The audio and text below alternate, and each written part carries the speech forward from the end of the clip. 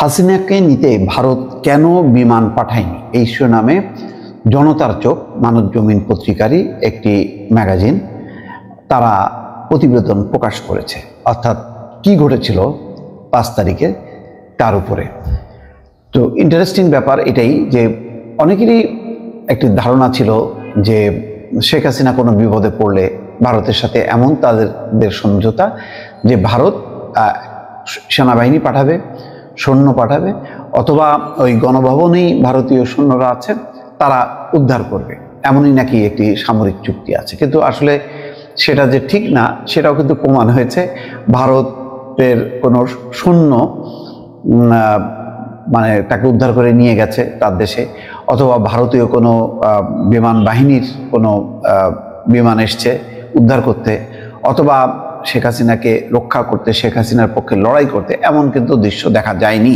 যদিও ওই সময় নানা রকম মানে গুজব এসছে বা আলোচনা এসছে যে ভারতীয় পুলিশ সেনাবাহিনী এদেরকে দেখা গেছে। যাই হোক, শেষ পর্যন্ত সেটা প্রমাণিত হয়নি। যেহেতু প্রমাণিত হয়নি সে কারণে এটি বলা যাবে না।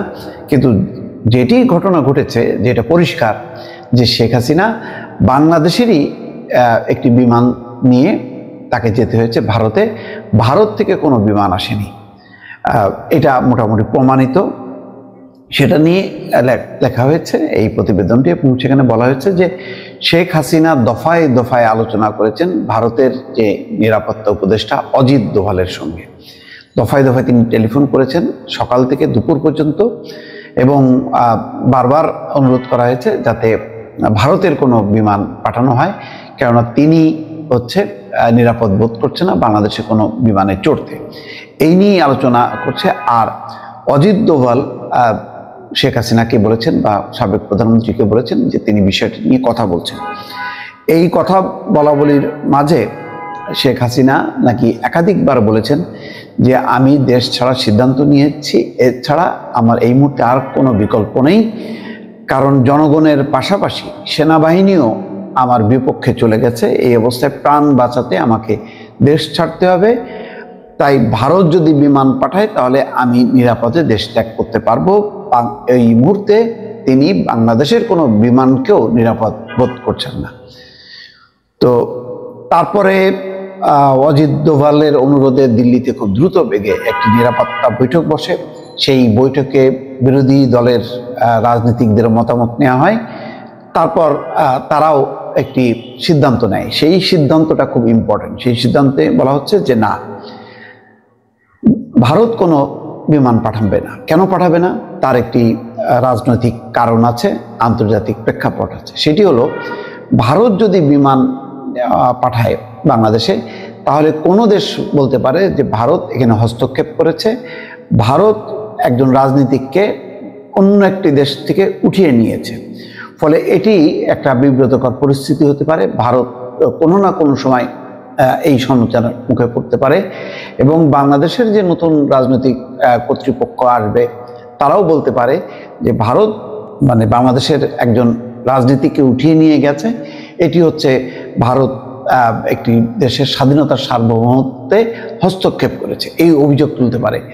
সেই কারণে পরে সিদ্ধান্ত হয় যে অবশ্যই শেখ হাসিনাকে তারা আশ্রয় দেবে, কিন্তু বাংলাদেশের কোনো বিমানে করে তাকে আসতে হবে, ভারত কোনো বিমান পাঠাবে না।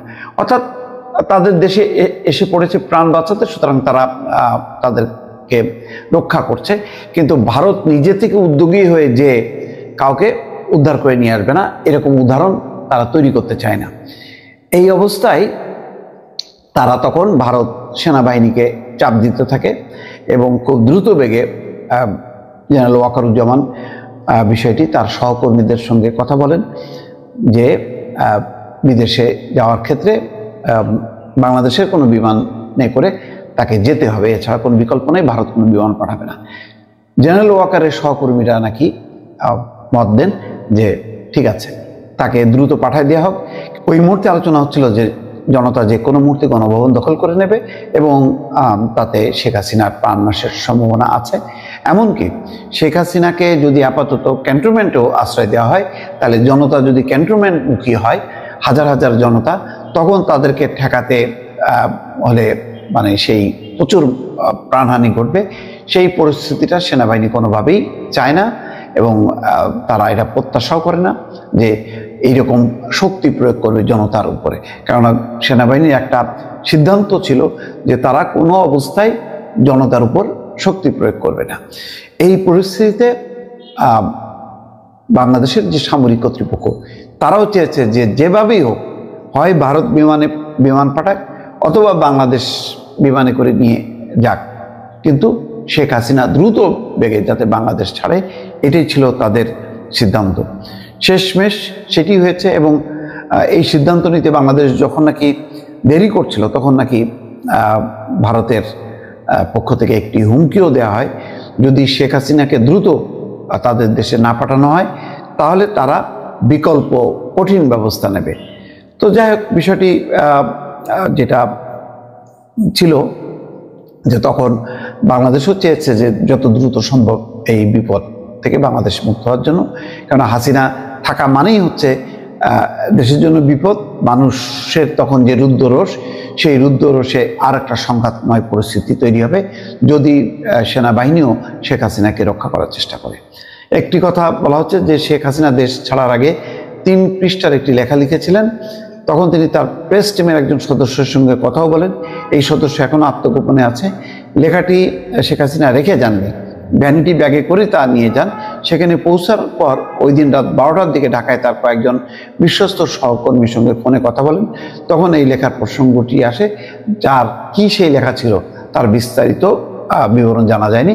সম্ভবত তিনি নিজেই কেন পদত্যাগ করছেন, কোন প্রেক্ষিতে, তার একটি হয়তো বয়ান তিনি লিখেছিলেন যেটি তিনি জাতির সামনে বলতে চেয়েছিলেন, কিন্তু সেটি আর সম্ভব হয়নি পরিবর্তিত বা উদ্ভূত পরিস্থিতির কারণে। দর্শক ভালো থাকবেন, আল্লাহ হাফেজ।